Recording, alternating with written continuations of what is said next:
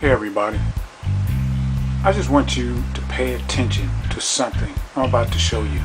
Now this is me searching for Alexandria Ocasio-Cortez on YouTube, and I want to show you something real specific.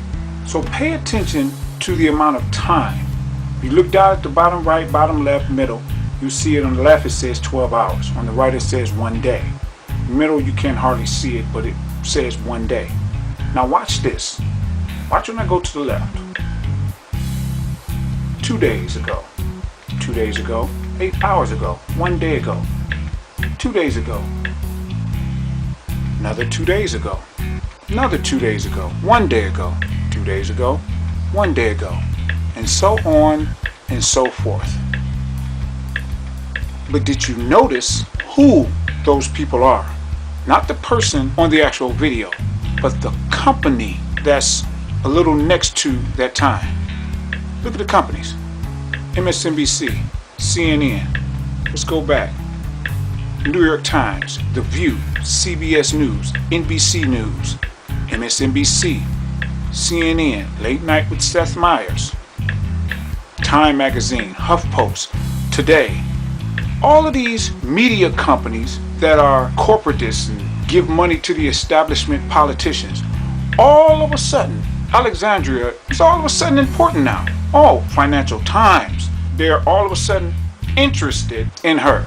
Even though she's been running for a year and a half or so, they're all of a sudden interested in her. But why? You see, she won against that incumbent, probably the biggest election upset this election season. But that's not the reason they're on top of her as far as news-wise now. The reason they're on top of her news-wise is because she's in a district where she's more than likely going to win, without question. And because of that, the threat that she could be to them, they can't stop.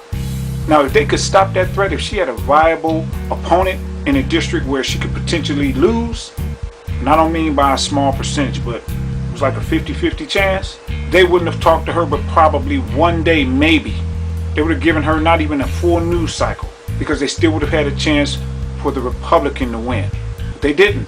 So because they didn't, they said, well, she's going to win anyway. We might as well get something out of it. And that's ratings.